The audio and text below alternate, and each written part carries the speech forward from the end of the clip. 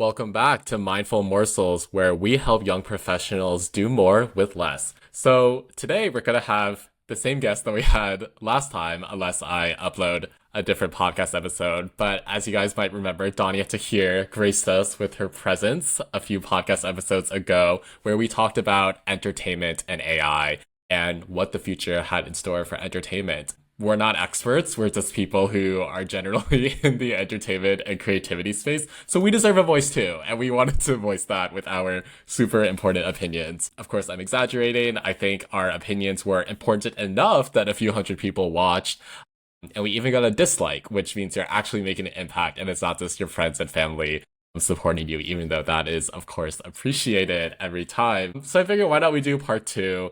And this time, let's talk about creativity in AI. And with any AI related topic, we could release an episode every week and we would have new things to talk about. So we're just going to try to talk about both things that are the newest news about AI, but then also just our own ponderings about activities we've done in the past and how AI might be affecting these long-standing and traditional activities that a lot of high schoolers and college students go through in a ritualistic and almost culty way. Let's get started. Daania, thanks for being here. So ChatGPT's one of its most recent updates was its Studio Ghibli renderings of pictures you could upload. Do you want to talk a bit about how you've used it? What is happening right now? Just give it a voice. What is happening here? Yeah, cool. Hey everyone, thanks for having me back. I'm so excited. I think that I haven't used like the Studio Ghibli mode on ChatGPT. My thoughts on it are it's kind of scary that people are able to use it and also that governments are able to use it. It's just a scary concept now that this kind of historic form of art that also has roots in kind of like some pretty radical political roots.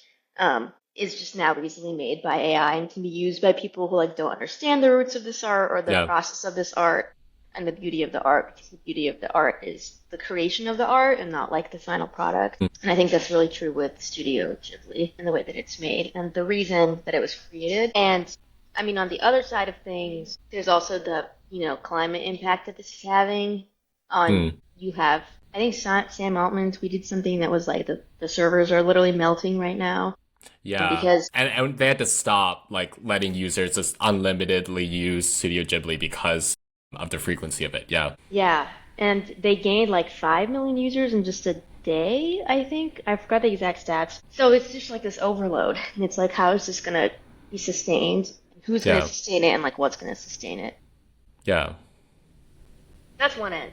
And I think the other end is that me and my friends were literally using this like 10 minutes ago to make like a fake pasta bar business design, which I'm gonna pitch one day. But like we were just having fun making it, and like I'm in an improv group, and we're always struggling with someone to make our posters, and we can never get a poster out in time because no one has the time. And so we experimented with like using this thing to make our posters, and they're like not bad, and they take like 2 seconds to make. So Yeah, exactly. The duality is prominent. And maybe we could back up a second for viewers who might not know, what is Studio Ghibli? What is Studio Ghibli art? Can you describe it?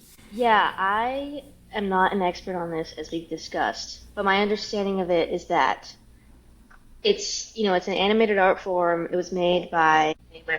People can search it up. It's okay. Yeah, you can look it up. I hate the internet. But it was made, I think, in like and it's an art form that's just focused on like brush strokes and like creating like soft natural worlds, and it's very intricate.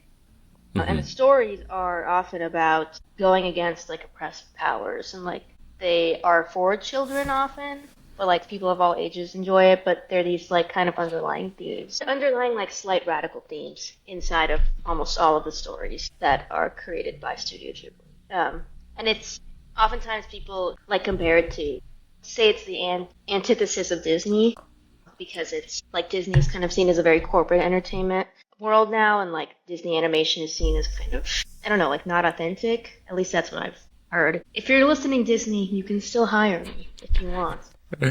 But I think the reason people say it's the antithesis is because Studio Ghibli is like very focused on the art and the Yeah. creation of those animations and making it look like artful and like a painting. Yeah, I feel like no matter what image I see in that art form, it's very warm. Like it's just very inviting. And I was having dinner with a friend last week and she expressed similar concerns about what does this mean for like sustainability of using AI? What does this mean for image generation? And then she's like showing me these pictures that she created using ChatGPT Studio Ghibli art. And she's like, yeah, like this looks bad, this looks bad. And it gets like a picture that she likes. She's like, well, this one's good. And I'm just like, that is, and that's the problem where it's like, I think the reason why, at least in our generation, I can't speak for other generations, but it seems like Studio Ghibli or this development with ChatGPT has hit a chord. Like I feel like I'm seeing it a lot on Instagram, on X, on Reddit. People are updating their profiles with it. People are like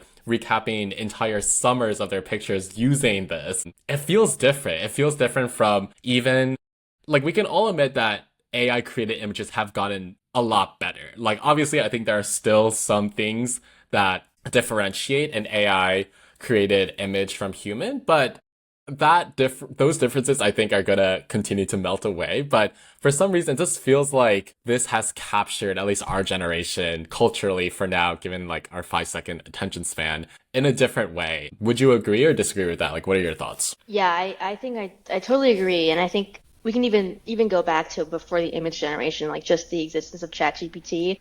The way it became an issue for schools so fast was because students and people in our generation just hopped on it, right? Because it was so intriguing and so useful. And I think the same thing's happening with this image generation where, a lot of people know what Studio Ghibli is and like watch it, and now they can just like make their like the appeal of the aesthetic of it is so real. Um, I think the man's name is Hayao Miyazaki, or I think I might be pronouncing it wrong, but Okay. I think he's the one who created it. And it just really sticks with me that it's this art form that's just so focused on the creation and the slowness and like the form, and now it's just like they can be like 600 million thousands of these Yeah. created by just random people and used for like any purpose that goes beyond the studio's values. Like the existence of this style of this art form beyond the values of the studio is what makes me feel like uneasy. Yeah. So Yeah. I agree. Any more thoughts on this somewhat exciting, unnerving development before we move on? no, I think the core of it is the duality, I think, because it's like, yeah, it's scary and like I have a feeling I'm gonna use it for something, which Yeah. is also scary, I guess. And it's like, how do you balance those two things with any new technology? Yeah, yeah, I guess we'll see. I guess we'll see. All right, let's move on to a topic that me and Danya are very familiar with. We actually met through this activity, and it is the vaunted controversial speech and debate. Let's go. Me and Danya devoted significant time to this topic a few podcast episodes back that we did for a different period of this podcast when it was called something else. And for those who don't know, speech and debate is a very intense activity that high schoolers participate in across the country, generally private schools and well-off public schools. But I think speech and debate has done pretty well in accessibility and like getting some more schools who are public who have less resources to get involved. So I think it has a pretty diverse crowd, especially probably now compared to even when me and Danya were in speech and debate just a couple of years ago. And we both did the same event, which is called extemporaneous speaking. You have 30 minutes to create a 7-minute speech with sources about domestic and international issues. So as you can imagine, it was quite frantic. You would generally spend 15 minutes preparing your notes. Some people had amazing handwriting, and I was like, I don't know how you have the time to do that. It's like it's a ticking clock, and then 15 minutes to kind of practice. So with ChatGPT, I probably should have talked to somebody before this who's like in Accept now, but I just feel like I would search up like in chat, and then I know there's probably like guardrails from adults, but like who's gonna stop you from like going on your phone? Or maybe they have like no technology policy, but again, like kids have a way of getting around it. So this is all conjecture. We should have probably talked to somebody, but we haven't because we're busy people. So Dadia, like ChatGPT and speech and debate, what does that mean? We could start with extent, but we both have done other events. So what do you think? God, bro. God, I mean, the thing you said about the students just knowing how to get around it is so true because I remember when we were doing it in the olden days, there were some schools that wouldn't give you Wi-Fi Yeah. in the prep room. And that was the Yeah. rare that was the rarity. That wasn't the norm. That was the rarity. And when there wasn't Wi-Fi, it was expected that you would not use Wi-Fi, like you would have your like because the way you do extemp is you're supposed to save sources by reading the Yep. news consistently, like that's kind of the core work of it. Yep. And I mean, students would use hotspots and just still get articles. You know, it's so easy. And so Yep. I'm like, my sister does speech and debate. She does LD. She's still in high school. And LD is what for people who might not Well, know? Lincoln Douglas debate. So it's one-on-one. It's just one person debating another person. So she doesn't do extemp.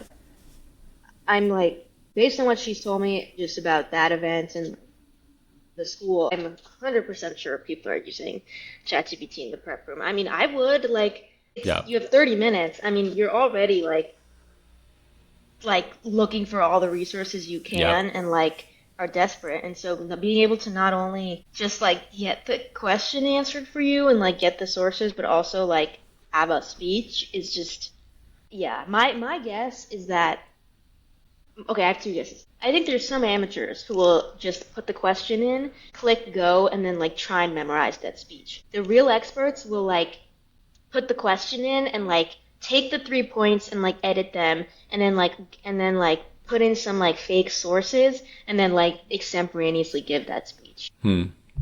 But I do think the core critical thinking aspect of it is declining, which is coming up with the three key reasons, the Yeah. three key answers to the question. Like I think it's so sad that like now AI can just like do that work because before you had to like think of them yourself, find sources yourself. Yeah. Yeah. I would be really curious to know how current high schoolers are approaching it because I think another thing that is implied but is worth noting is like these are high schoolers. These are people whose brains are still developing. I mean, technically, me and you, our brains are still developing at our age, but it's different. Like, you are going through a lot of growth and you sometimes need other people to help you, sometimes you don't. But the point is, like, you're not biologically in the best years of your life to be making rational choices and Yeah. to be thinking through things. I'm sure everybody has felt like irrational a lot during high school. And I think I think we will see if speech and debate can adapt. Like I think it's ultimately because you're mostly dealing with minors, it's up to the adults to change the format to accept in a way that AI is going to be part of it. And this speaks broadly to education as a whole. But like I think it's up to the adults who care enough about this work to do it and somehow integrate it. Like maybe Hmm. I don't know, maybe instead of having students like draw a question and answer it, like maybe there's already an AI generated like script and they have to counter it. Like maybe they have to take the other side of it for extemp Oh, specifically. So instead of the 30 minutes of you like preparing your original thoughts or your ChatGPT aided thoughts, like the ChatGPT work's already done and you have to counter it and like I don't know, leave the screen as is. So that way like you can't use ChatGPT to counter ChatGPT. Like that's a way yeah. to start thinking about it because I think the answer that's not going to work is to like try to ban it. Like I think students are going Yeah, to figure that's it what out. I just Yeah. texted my sister. And she said that it's banned and they made it an official rule that you can't use ChatGPT, but she thinks people still use it. So I think yeah, which makes sense. Um, Yeah. Yeah. I think the most insane thing that they could do is change extemporaneous speaking to you go into a room with the judge and then you pick a question and then you just have to answer it in Hmm. front of the, which would be truly like raw extemporaneous speaking, but it would be really hard. And Yeah. yeah, so Yeah, I agree. I mean, obviously, the way that me and Donnie did except it wasn't perfect, especially like once Wi-Fi was part of it. Like, it was kind of the gateway drug metaphor to ChatGPT. But still, like, I think what I remember of us when we were doing extemp is like you still had to think a lot. Like, that was yeah, like the hard and fun part of it. Like, the people who hmm generally did well were the ones who were like thinking more. yeah, And yeah, we will just have to see because I think we know speech and debate, but you know, you can extend it to like mock trial or like the math competitions that go on. Like this could be extended to anything where even like, unless you're just gonna shut down the school for no technology every time people come, like it's just hmm very unrealistic. And I think it's something else that we'll have to wait and see. But I'm glad you have your younger sister, but I haven't heard anything about like how speech and debate's adapted to. I don't know if you have besides Yeah, your sister. I think all they've done is ban it. I don't think Yeah. they've adapted it in any other way yet. And also, I guess for people who don't know, an important thing to note here is that the judges are parents. So, like, no offense to parents, but like, they're not like experts on like policy or anything, most of them. And so, it's very easy, to put a question into ChatGPT and then just get out an answer that sounds good, and that might not even be like backed up by real evidence. And then, as Right. long as you sound good, you can still win an entire tournament. Actually, I've seen this happen. Just saying, in my time, some of y'all hoes who won, you didn't know anything. I know this, okay? You didn't know anything. You just sounded good, and you were tall. You were tall, and you sounded good, and you were loud. So I'm just saying. Anyways, Yeah. that's my resentment, but just a thing to We remember. all have our personal gripes with speech and debate, but Yeah. yes, like fair point, yes. So another thing where like we'll just have to see, and I think again, it speaks to a larger debate that's probably happening within education. Like it's not Mhm. just speech and debate, it's something that I think the entire education system's gonna be grappling with for a while. And yeah, once there's more updates, we'll probably do another podcast episode because it's relevant Yeah. to us. Okay, let's move on to a little demo moment. So last episode, for people who are listening in, Daania talked about how she and her friends were using ChatGPT to have it do improv and how it was failing. So I wanted to see that for myself. So I think the way we're going to do this, for people who are just listening, we have pulled up ChatGPT, it is on the screen, and we could do a little pair programming moment where Dania, you just tell me what to tell Chat, and I will type it, and we'll see what it can do and what it can't. So I think we're gonna try to make it do improv, but you could take it any which direction you like. So you just tell me how you like to start. Okay, I think to start, let's play an improv game that is Okay. like a foundational game that I think ChatGPT just can't do. This game is called Okay. Three Things. So Okay. just type into it. Say we're gonna play a game. We are going to play a game. Yep.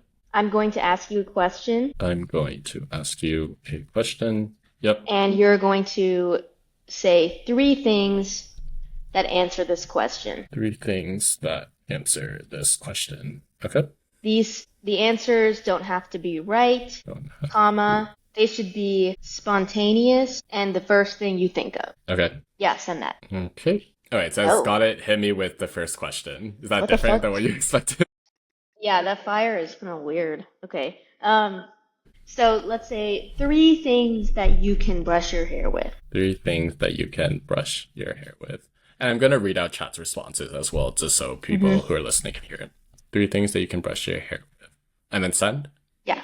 Oh, wait, it said a fork, fork knife emoji, a toothbrush, toothbrush emoji, and a porcupine, porcupine emoji. And now ask us to ask a question back. Or say, Just and ask a question back after every response. and ask a question back after every response. Okay. Three things you could use as a hat. Hat emoji, fire emoji, Okay, hand, baseball, a sticker. baseball sticker. Oh wait, Three. okay. See, now, like, the mechanics of this are hard because it's not supposed to ask a question. Again, it's supposed, like, now I'm supposed to ask a question, but in order to do improv with ChatGPT, you have to, like, aggressively explain every single step of this. So, now ask it three things that you like. Okay. For context, people, they ChatGPT asked another question and asked us three things you could use instead of a pillow, and then there's another prompt that asks us if this conversation is helpful so far, which I've never seen, which is funny. Okay. So three things that you like, and then send, right? Mhm. Okay. All right. Thunderstorms, thunder emoji, freshly baked bread, bread emoji, and unexpectedly good movie recommendations, movie clip emoji. Three things that smell weird, but you kind of like. Questioning emoji. Okay, this is gonna freak me out now because it's, like, gotten better at this game. Like, wow. Um, my hair, my sister, my boyfriend. In that order. In that Yeah. order. Yeah, in that order. And then it Okay. immediately said three things you never name your pet. Dog emoji, cat emoji. Okay, let's try one more and then I have another idea. Three things that are in the sky. Three things that are in the sky. It says lost balloons, balloon emoji, UFOs, maybe alien emoji, and that one random shoe. Three things that make a funny noise. It's getting good at this. It's getting good at this. Donnie's a little freaked Because out, guys. I'm freaked out because the last time I did this, it just wasn't able to be spontaneous. Like it would always give the right answer. Like for Hmm. three things in the sky, it would say like cloud, sun, moon. And we couldn't Yeah. get it to be like random, and now it's being random and like Yeah. has a personality, which is weird. Okay, let's do it. Okay, now put in let's do an improv scene. Okay. Let's do an improv scene. Send. Okay, it says, sounds fun. Give me a setting and a couple of characters and we'll roll with it. Rockin' emoji, theater emoji. Okay, say our suggestion. Sam, can I have a suggestion for a location? Cleveland, Ohio. Okay, our a non-geographic location. Oh, a bedroom. Okay, say our suggestion is bedroom. I will do the first line. Our suggestion is bedroom. I will do the first line. Send. Yeah. Okay, it says, got it. Drop the first line and I'll jump in. Theater emoji, fire emoji. Why is it using emojis? Okay. Okay. Hey Dad. Hey, Dad. Um, check out my new Pokemon card. Check out my new Pokemon card. Dad squints at the card, holding it at arm's length like it's a tiny ancient artifact. Quote, whoa, buddy, dot, dot, dot. This one looks super rare. Is this the, ultra mega lightning dragon or whatever? Question mark, end quote. Oh my God. You're getting so good at this, Dad. Oh my god. You're getting so good at this, Dad. Dad grins proudly, straightening up and adjusting his imaginary glasses. Quote, well, I've been studying, watching a lot of Pokemon Master tutorials on YouTube. Might even challenge you to a battle soon, end quote. He winks dramatically. Quote, but first, tell me, how do I evolve this card into something way cooler? Question mark, end quote. Okay, let me see if it can deal with a block. That card's not even cool, Dad. And that's it. Mm-hmm. Okay. That card's not even cool, Dad. Dad chuckles, pretending to be heartbroken. Quote, oh, ouch, my feelings are crushed. Here I am, trying to level up, and you're telling me this card's not cool. Guess I'll have to go back to my vintage Charizard collection, end quote. He holds up an old beat up card dramatically. Quote, how about this one? It's practically an antique, end quote. Okay, I think like the thing here is that ChatGPT is like so focused on like the dialogue and the narrative of the scene that it's not able to really like do anything else. And obviously like no physicality can happen because it's like a laptop, but Yeah. it's like the prompts are kind of making it write a story instead of like doing improv, if that makes sense. But should we keep going or should we just stop? I think we could stop here because I just want to Okay. follow up on that point. So, like, writing a story versus doing improv, like, what's the alternative here? Like, what would it look like to do improv? I mean, I think that's why, in my opinion, improv is like, it's a very human thing because it's based on spontaneity, and it's hard for robots to be spontaneous because they're programmed. And the only scenario where I think improv can happen through AI is if there's like two robots doing an Hmm. improv scene together, and I'd be curious to see that because I think that's where we can see if AI can actually do improv because Yeah.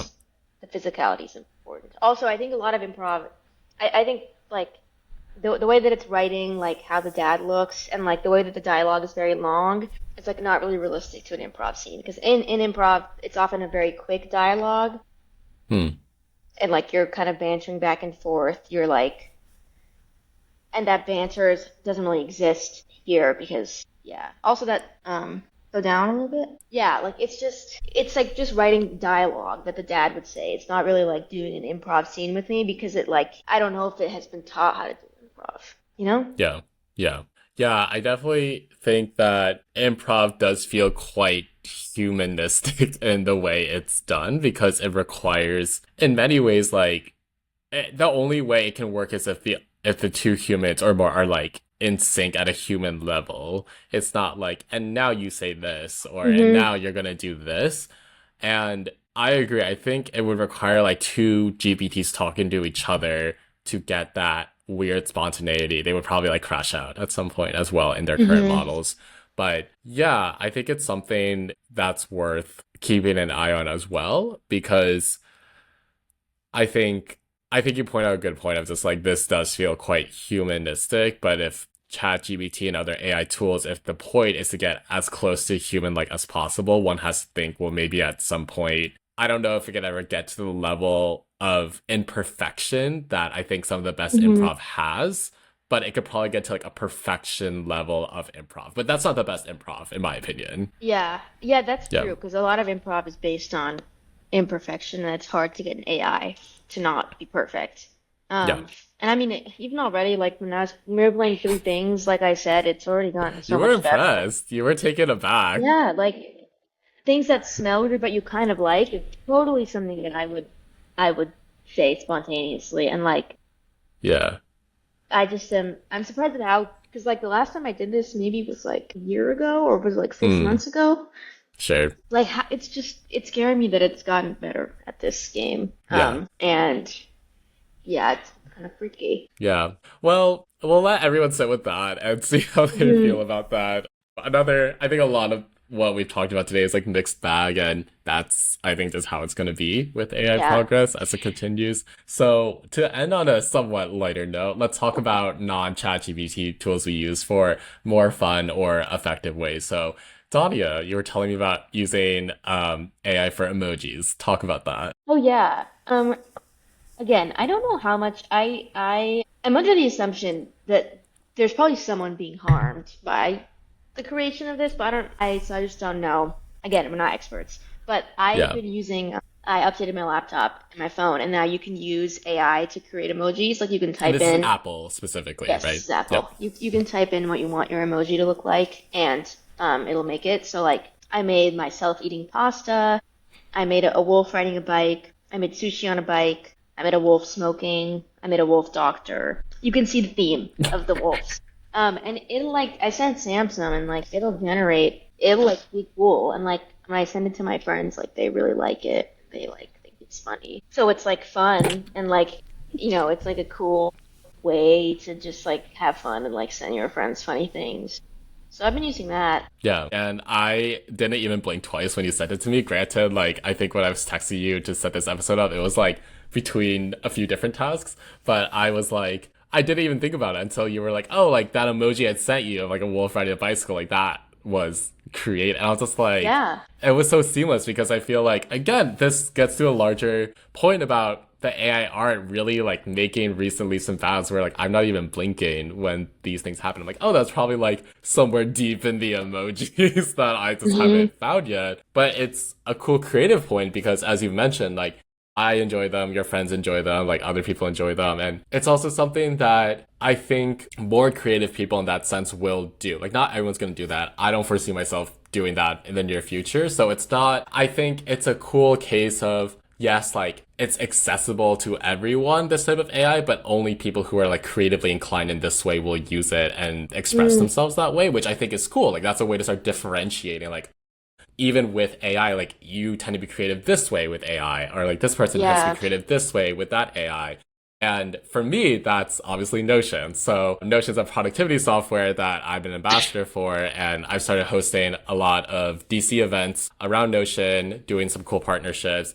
And it just helps you organize anything you need from your simple tasks list every day to organizational structures, everything in between as well. And Notion has AI that I don't think the general AI is up to the standards yet of like GPT or Gemini or Claude, but it's really good for targeting specific Notion workspaces you're using. Like I have a few different workspaces and a lot of pages in each workspace, so I can tailor the AI to only look at the current page or a different page or just a workspace.